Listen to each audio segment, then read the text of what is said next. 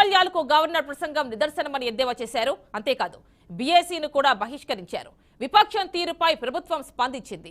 ప్రగతిని వినలేకే పారిపోయారన్న ప్రభుత్వం ఆరోపించింది. అయితే విపక్షంలో ఉన్నప్పుడు వైసీపీ కూడా ఇదే తరహాలో వ్యవహరించింది. ఇప్పుడు టీడీపీ నేతలు కూడా అదే చేశారు. ఎందుకు ఇలాంటి పరిస్థితి? నిజంగా గవర్నర్ చదివింది అన్ని తప్పులేనా? అందులో వాస్తవాలు లేవా? ఇదే ఇవాల్టి క్వశ్చన్ అవర్ డిబేట్. సో డిబేట్లో మనకి పార్టిసిపేట్ చేయడానికి ఫస్ట్ ఆఫ్ ఆల్ మనకి కాంగ్రెస్ నుంచి తులసిరెడ్డి గారు, ఏపీ కాంగ్రెస్ సీనియర్ నేత, అండ్ శ్రీనివాస్ చౌదరి గారు, టీడీపీ అధికార ప్రతినిధి, హనుమంత్ రెడ్డి గారు, వైసీపీ నేత. నమస్తే అండి. తులసిరెడ్డి గారు, ఫస్ట్ ఆఫ్ ఆల్ మీతో స్టార్ట్ చేద్దాం.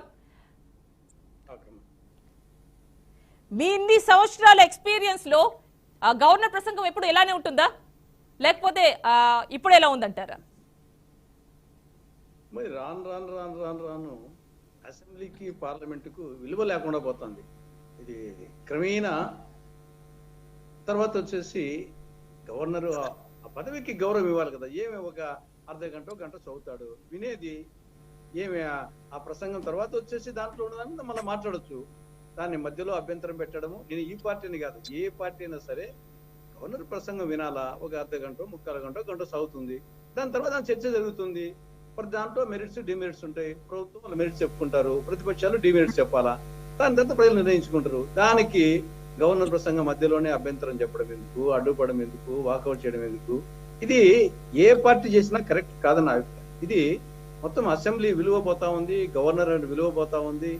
దానికి అంటే డెఫినెట్ గా వచ్చేసి గవర్నమెంట్ పార్లమెంట్ ప్రసంగం ఉంటుంది, తెలుస్తుంది అందరికీ. దాని తర్వాత వచ్చేసి న్యాచురల్ గా వాళ్ళ మెరిట్స్ వాళ్ళు చెప్పుకుంటారు, విద్య గురించి వైద్యం గురించి వాళ్ళు చేసి చెప్తారు. తర్వాత మనం మా టర్న్ వచ్చినప్పుడు దాంట్లో డిమెరిట్స్ మనం చెప్తాము. దానికి అడ్డుపడడం ఎందుకు, దాన్ని వాకౌట్ చేయడం ఎందుకు? అది కరెక్ట్ కాదా, పద్ధతి కరెక్ట్ కాదని అభిప్రాయం. దాంట్లో డెఫినెట్ గా వచ్చేసి వాళ్ళ గొప్పతనం చెప్పుకుంటారు. కానీ రివర్స్ రెండో వైపు నాణానికి బొమ్మ బరుస అన్నట్లు అధికార పార్టీకి మెరిట్స్ చెప్పుకుంటారు, ప్రతిపక్ష పార్టీ డిమెరిట్స్ చెప్తారు. కాబట్టి దానికి వేదిక ఉంది కదా, మనకు అసెంబ్లీలో మాట్లాడచ్చు. అసెంబ్లీలో అవకాశం ఇవ్వకుంటే అది మళ్ళీ వాళ్ళకి నష్టము. బయట వచ్చేసి ప్రింట్ మీడియా ఉంది, ఎలక్ట్రానిక్ మీడియా ఉంది, సోషల్ మీడియా ఉంది, సభలు పెట్టుకోవచ్చు. కాబట్టి ఇది నేను ఈ పార్టీ ఆ పార్టీ కాదు, రాను రాను రాను రాను ప్రతిదానికి అర్థం పెట్టడము, దానికి వాకౌట్ చేయడము, ఇది ఎందుకో ఇది కరెక్ట్ కాదనిపిస్తుంది. ఓవరాల్ గా ఏ పార్టీ చేసినా, అది ఈవెన్ మా పార్టీ చేసినా కరెక్ట్ కాదంట. గతంలో చేసినారని చెప్పేసి ఇప్పుడు చేయడం కూడా కరెక్ట్ కాదని అభిప్రాయం.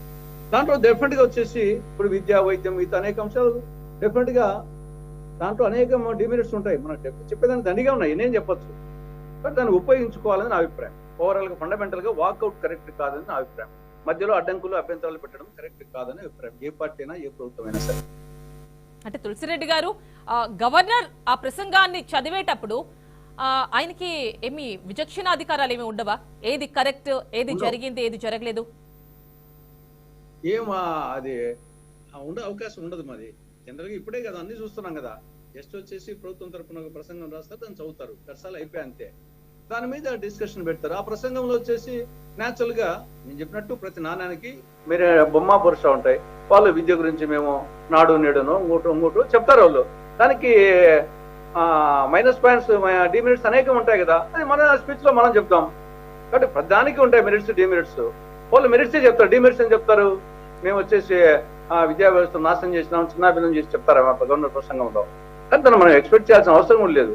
మన టర్న్ వచ్చినప్పుడు మనం చెప్పాలా, యాక్చువల్గా వాళ్ళు ఏం చెప్తున్నారు, ఏ ప్రసంగంలో ఏముంది అనేది బాగా సావధానంగా విని దానికి కౌంటర్స్ బాగా వేసేట్టుగా దానికి ప్రిపేర్ కావాలి. కానీ అడ్డం మాట్లాడము, వెళ్ళిపోవడము, దానివల్ల ఏం ప్రయోజనం వచ్చినట్టు అది కరెక్ట్ కాదని నా అభిప్రాయం. ఈ పార్టీని కాదు, ఎవరు చేసినా, కాంగ్రెస్ పార్టీ చేసినా, మనం ఏం చేసినా తప్పే అంటాం.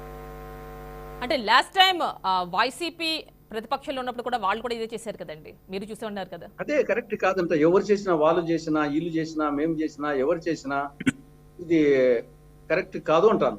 ఎవరు చేసినా కరెక్ట్ కాదు. ఓకేనండి, మనకి టీడీపీ నుంచి శ్రీనివాస్ చౌదరి గారు ఉన్నారు, అధికార ప్రతినిధి, వారితో మాట్లాడదాం. నమస్తే అండి. నమస్తే రమణి గారు, చెప్పండి.